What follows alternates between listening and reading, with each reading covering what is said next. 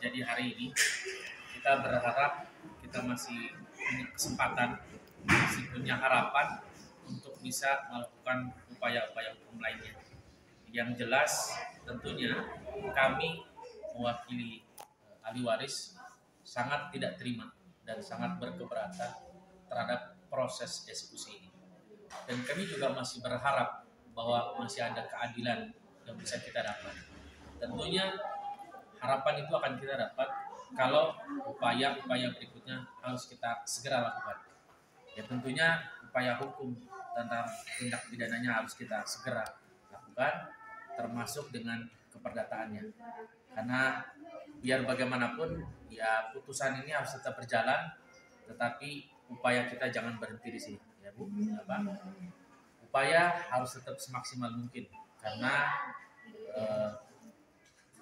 posisi kasus ini bukan berarti berakhir di sini. Kita masih bisa melakukan upaya-upaya lain. Nanti ke depan ada upaya-upaya apa?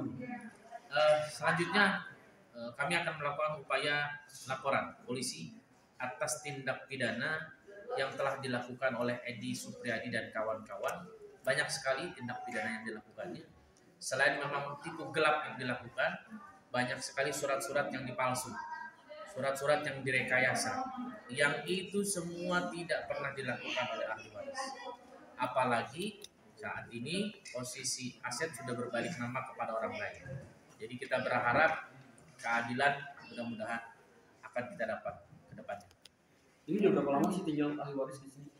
Di sini sudah 35 tahun, Bang. 30 tahun. Sudah 35 tahun, 86.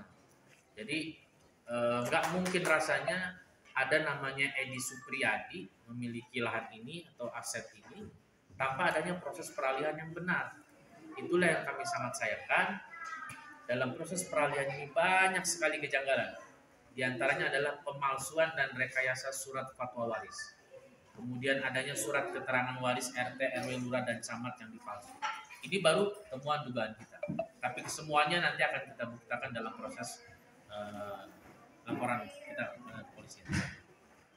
Dengan adanya eksekusi ini nanti ini di kemana ini? Itu yang kami juga masih belum tahu. Tadi sementara barang-barang baru dipindahkan ke satu tempat untuk penampungan. Tapi kan selain barang, kita kan juga ada orang-orang, ada perempuan, ada nenek-nenek, ada ibu-ibu yang harus diberikan tempat yang layak. Dan ini satu perlakuan yang menurut kami sangat tidak layak dan sudah melanggar hak kemanusiaan yang ada. Artinya ya tidak terlepas dari upaya hukum perdata dan pidana, kami juga akan membawa proses ini kepada Komisi Yudisial terhadap pelaksanaan eksekusi yang tidak semestinya dilakukan, yang sangat tidak jelas. Karena memang dari proses mulai dari penetapannya sampai ada proses unmanning ini nggak jelas, sangat tidak jelas. Maka semua proses yang terjadi dalam proses pengosongan, baik proses perkara yang ada, kami akan laporkan ke semua instansi yang berkaitan. Apa kegiatannya? Sesegera mungkin, karena kami sekarang ini sedang concern dengan pemulihan keluarga. Kemudian juga kita harus menyiapkan tempat yang layak tentunya, karena yang di sini juga tinggal banyak, ada perempuan, ada nenek-nenek yang sakit, ada anak bayi, semuanya tentunya juga kita harus perhatikan penempatan tinggal yang layak. Yang barang-barang sekarang ini sedang dilakukan pelan-pelan, tapi sangat disayangkan tempatnya tidak layak. Berapa keluarga di sini yang? Ada 10. Ada 10 keluarga. 10 kakak. 4 kakak ada 10 orang. 4 kakak.